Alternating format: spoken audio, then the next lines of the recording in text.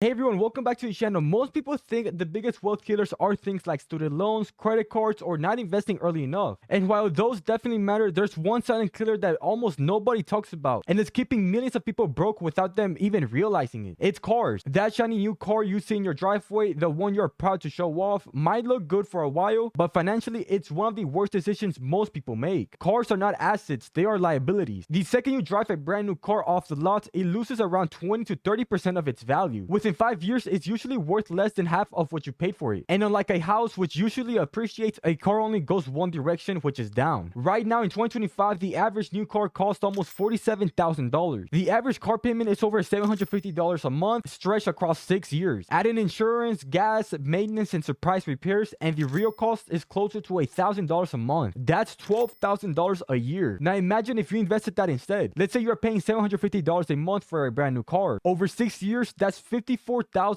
If you had put that money into an S&P 500 index fund instead, earning a 10% return in those same 6 years, you'd have nearly $100,000. Leave that invested for 30 years, now we are talking over $1.6 million. That dream car literally costs you your retirement. The crazy part is that most people don't even realize it because car dealers are smart. They sell you on the monthly payment, not the total cost. They make you feel like you can afford it because it's only $600 or $700 a month. But what they never mention is how much wealth you're burning in the process. And the reason so many people fall for it, it's simple. Cars are emotional. They are a status symbol. They want the feeling in pulling up in something new, something shiny. But here's the truth. Nobody really cares what you drive. Nobody's thinking about your car payment. Nobody's keeping track of the year and model. They forget in a week, the only person who remembers the car is you and your bank account. Think about it this way. Two 20-year-olds make the same amount of money. One finances a brand new car and pays $700 a month for the next 10 years. The other one drives a reliable used car and invests the same $700 a month. Fast forward 30 years, the first person has nothing to show for it, just a bunch of cars that are now old and worth next to nothing. The second person has over $1 million